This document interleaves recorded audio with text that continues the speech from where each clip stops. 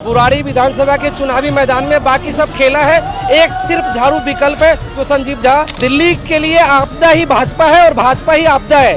भाजपा को 200% बुखार चढ़ा हुआ है, उसको दिल्ली की जनता अपने झाड़ू से बहुत बढ़िया तरीके से उतार देगा 5 तारीख को। मनोज तिवारी भले ही पूर्वांचली हैं, लेकिन बीजेपी पूर्वांचलियों का सम्मान नहीं करती है। कई सारे लोगों का पूर्वांचलियों का वोट कटवा दिया उन्होंने, अम्बेडकर के भी बारे में कुछ उल्टा सीधा बोल दिया ना, तो ये सब दलित विरोधी पूर्वांचली विरोधी हैं। कांग्रेस ने भी तो 15 सालों तक शासन किया था ना, उस टाइम में उन्होंने फ्री क्यों नहीं दिया था? महिलाओं के लिए उन्होंने क्यों नहीं सोचा था जो बस फ्री हम कर देते हैं, पानी हम फ्री कर देते हैं?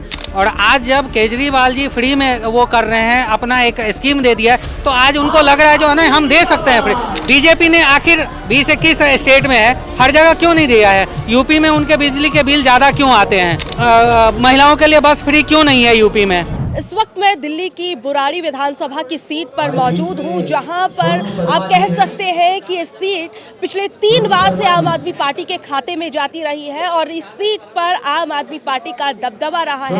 आम आदमी पार्टी के संजीव झा इस सीट पर 3 बार जो है वो चुनाव जीत चुके हैं। अब ऐसे में फिर एक बार जो पूर्वांचलियों के दबदबे वाली सीट कही जाती है, क्या इस सीट पर बीजेपी जो है वो आम आदमी पार्टी को टक्कर दे पाएगी या फिर कांग्रेस भी इस लड़ाई में कहीं से कहीं तक नजर आती है, नहीं आती है? तमाम सवालों को लेकर जनता के बीच में चलते हैं, जनता से जानने की कोशिश करते हैं कि उनका क्या कुछ कहना है। सर, क्या नाम है आपका? अरुण यादव। सर, क्या कुछ कहेंगे इस बुराड़ी विधानसभा की सीट पर? आपको क्या लग रहा है कि इस बार किसकी जीत होगी? संजीव झा क्या फिर एक बार इस सीट पर आएंगे? बुराड़ी विधानसभा में संजीव झा के सिवा और कोई नहीं है। बुराड़ी विधानसभा के चुनावी मैदान में बाकी सब खेला है, एक सिर्फ झाड़ू विकल्प है जो संजीव झा, वही जीत रहे हैं और बहुत भारी मतों से जीत रहे हैं। लेकिन बीजेपी का कहना है कि वो इस बार दिल्ली के अंदर अपनी सत्ता पर बनाने वाली है और आम आदमी पार्टी जो है वो उसने सिर्फ और सिर्फ दिल्ली को आपदा में धकेला है। ये दिल्ली के लिए आपदा ही भाजपा है और भाजपा ही आपदा है। और मैं आपको बता दूं, भाजपा को बुखार चढ़ गया है, मतलब गलत का बुखार चढ़ गया है। लोगों को बुखार चढ़ता है ना 104, 105, भाजपा को 200% बुखार चढ़ा हुआ है, उसको दिल्ली की जनता अपने झाड़ू से बहुत बढ़िया तरीके से उतार देगा 5 तारीख को। बिल्कुल एक सीट भी भाजपा को नहीं मिलने वाला है। लेकिन बीजेपी ने भी इस बार कुछ ऐसी घोषणाएं की हैं जो कहीं ना कहीं आम आदमी पार्टी से मिलती जुलती है, तो क्या इस चीज का कोई एक गलत प्रभाव आम आदमी पार्टी की सीटों पर पड़ सकता है? मुझे आपकी बातों पे थोड़ा सा मुस्कुराने का भी जी कर रहा है कि भाजपा का जो ये चुनावी जुमला है, ये तो शुरू से लोगों ने देखा है। हम लोगों को 15 लाख भी मिले हैं, जो अकाउंट में 0 बैलेंस में आया है 15 लाख रुपए। तो भाजपा ये भी बोला है कि केजरीवाल सरकार जो जो दिया है वो सब हम देंगे, तो वो हमारा कॉपी कर रहा है, केजरीवाल जी का कॉपी कर रहा है। तो जो केजरीवाल जी का कॉपी कर रहा है, तो जनता सब समझ रहा है कि कॉपी पेस्ट कभी नहीं चलता, ओरिजिनल ही चलता है। तो ओरिजिनल ही केजरीवाल सरकार है जो दिल्ली के जनता के लिए काम कर रहा है और वही देगा, दूसरा नहीं दे सकता। अच्छा, तो अभी जिस तरीके से हमने देखा था कि इन चुनावों से पहले आम आदमी पार्टी के कई बड़े नेता जो थे वो जेल चले गए, शराब घोटाले के कई आरोप लगे, तो क्या ये चीज दिल्ली के चुनावों में आम आदमी पार्टी के लिए परेशानी का कारण बन सकती है? थोड़ा बहुत यह लगता है कि नहीं, इससे कहीं ना कहीं जनता में एक दूसरा मैसेज जाएगा। मैं आपको बता दूं, ये जो इन्होंने जेल में डाला हमारे ये आम आदमी पार्टी के बड़े बड़े नेता को, ये बहुत मतलब शुभ है आम आदमी के लिए। जनता इसको अपने प्रायोरिटी पे ले लिया है कि ये तानाशाही करके केंद्र सरकार और जो आम आदमी पार्टी के जो नेताओं को जेल में डाला है, उसका खामियाजा बीजेपी को बहुत बुरी तरीके से हार का सामना करना पड़ रहा है। जनता को अंदर से इतना तकलीफ है कि वो वोट से अपना जवाब देंगे और बीजेपी को दूर दूर तक दिल्ली में मौका नहीं आएगा। जैसे पिछले 26 साल से कोई मौका नहीं आया, तो ये 5 साल में बीजेपी को कोई मौका नहीं मिलने वाला है। ठीक है सर, आप क्या कुछ कहेंगे? युवा है और युवा के तौर पर आप किस तरीके से दिल्ली के इन चुनावों को देख रहे हैं और क्या इस बार पहले जितना आसान आम आदमी पार्टी के लिए ये वाला चुनाव होने वाला है? कैसे देख रहे हैं? बिल्कुल आसान है, जीत पक्की है आम आदमी पार्टी की। युवा जितने भी है सब बढ़ चढ़ के हिस्सा ले रहे हैं चुनाव में और वोट डालने जाएंगे, मुझे ऐसा लगता है। और काम के मुद्दे पे वोट करेंगे सब। काम हुआ है, आप जहाँ पे खड़े हैं अभी ये देखिए, इसका 5 साल पहले 10 साल पहले क्या हालत हुआ करता था और अभी के टाइम में क्या हालत है। तो साफ है, जाहिर है कि मतलब यहाँ के कैंडिडेट आम आदमी पार्टी के जो हैं और मौजूदा विधायक भी हैं, वो तीन बार विधायक बन चुके, चौथी बार बनने जा रहे हैं, ऑलमोस्ट क्लियर है, वो लोग वोट करेंगे उनको। अच्छा, पूर्वांचलियों का एक बड़ा हिस्सा जो है वो बुराड़ी की विधानसभा के अंदर रहता है और हमने देखा है कि किस तरीके से जो मनोज तिवारी है वो सांसद भी है और वो भी एक पूर्वांचल का बड़ा चेहरा है, तो कहीं ना कहीं क्या वो मनोज तिवारी के चेहरे पर कई पूर्वांचली जो है वो इन विधानसभा के चुनावों में जाएंगे कि क्या, आपको क्या लगता है? देखिए, मनोज तिवारी भले ही पूर्वांचली हैं, लेकिन बीजेपी पूर्वांचलियों का सम्मान नहीं करती है। जैसे आपने संसद में भी सुना होगा कि पूर्वांचलियों को रोहिंग्या बता दिया उन्होंने, या फिर अभी क्या नाम है, कई सारे लोगों का पूर्वांचलियों का वोट कटवा दिया उन्होंने, अंबेडकर के भी बारे में कुछ उल्टा सीधा बोल दिया ना। तो ये सब दलित विरोधी, पूर्वांचली विरोधी हैं। और ये तो मोदी के चेहरे पे जीत के आए हैं, अपने खुद के चेहरे पे मनोज तिवारी नहीं जीता, यहाँ पे मोदी के चेहरे पे जीत के आएंगे। किसी भी लोग से यहाँ पे खड़े किसी भी लोग से पूछ लो कि मनोज तिवारी को कितनी बार देखा लोगों ने, कहीं नहीं देखा होगा टीवी के अलावा, नाचते गाते के अलावा कहीं नहीं देखते वो, बस टीवी पे दिखेंगे, नाचते गाते दिखेंगे, वोट मांगने आ जाते हैं और लोग मोदी के चेहरे पे वोट कर देता है।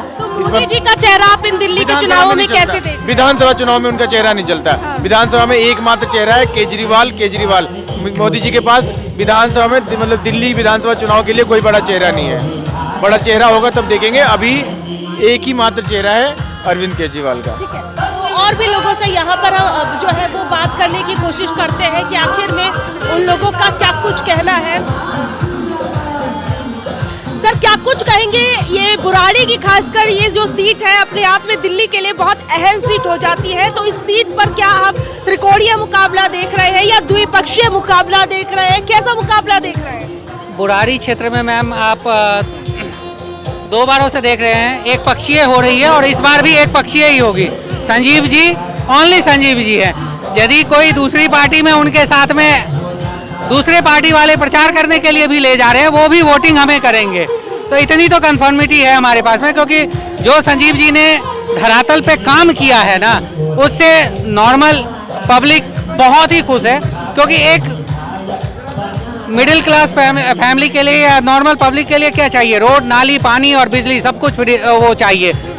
आपके सामने में काम किया हुआ दिख रहा है, तो जहाँ पे काम हो रहा है तो पब्लिक उनके साथ है। तो इसलिए हम कहीं भी कोई मुकाबला, खासकर बुराड़ी में तो हम नहीं देख रहे हैं। तो मतलब आपको लग रहा है एक तरफा जीत होगी? एक तरफा।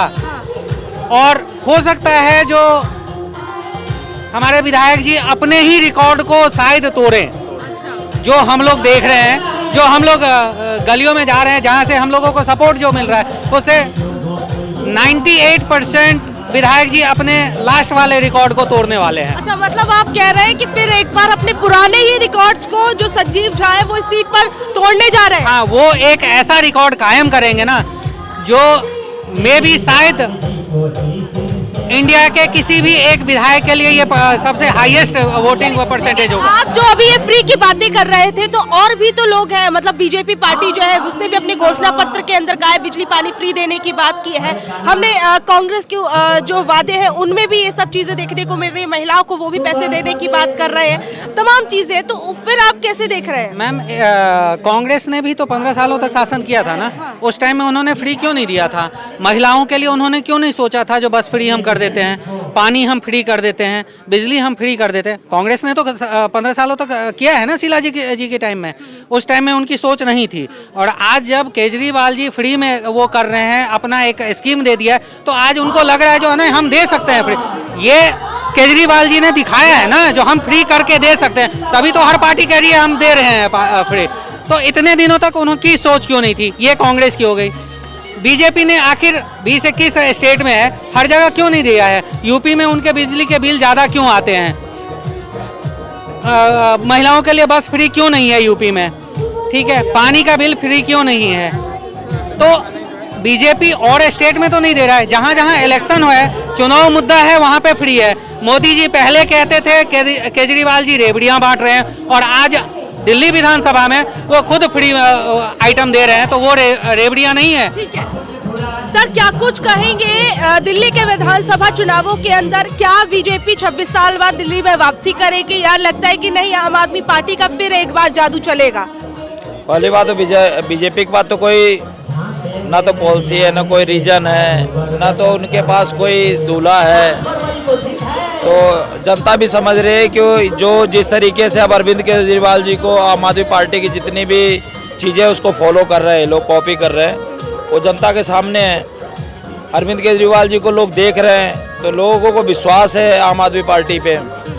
और उन डुप्लीकेट पे आदमी क्यों जाएगा, चाइनीज आइटम पे क्यों जाएगा जब स्वदेशी हमारा पक्का मजबूत है। तो आप चाइना वाले किसको बोल रहे हैं? चाइना मोदी, जो फर्जीवादी लोग हैं, जो जुमलेबाजी बस करना। उनकी 20 राज्यों में सरकार है, 20 राज्यों को छोड़ो, गुजरात में खुद वहाँ पे करीब 5 बार से मुख्यमंत्री रहे हैं। मैं तो कहूँगा पहले अपने गुजरात मॉडल को यहाँ पे दिखाओ कि आज क्या वहाँ पे स्कूल, सरकारी स्कूल जो है उसकी व्यवस्था क्या दिल्ली से अच्छी है, वहाँ की जो सरकारी हॉस्पिटल है क्या वहाँ की व्यवस्था है यहाँ से अच्छी है, क्या वहाँ पे महिलाओं को इन्होंने जिस तरीके से यहाँ बस में किराया फ्री है क्या वहाँ ये दे रहे हैं। मैं तो गुजरात के बारे में कर रहा हूँ और अदर स्टेट का तो छोड़ दो आप।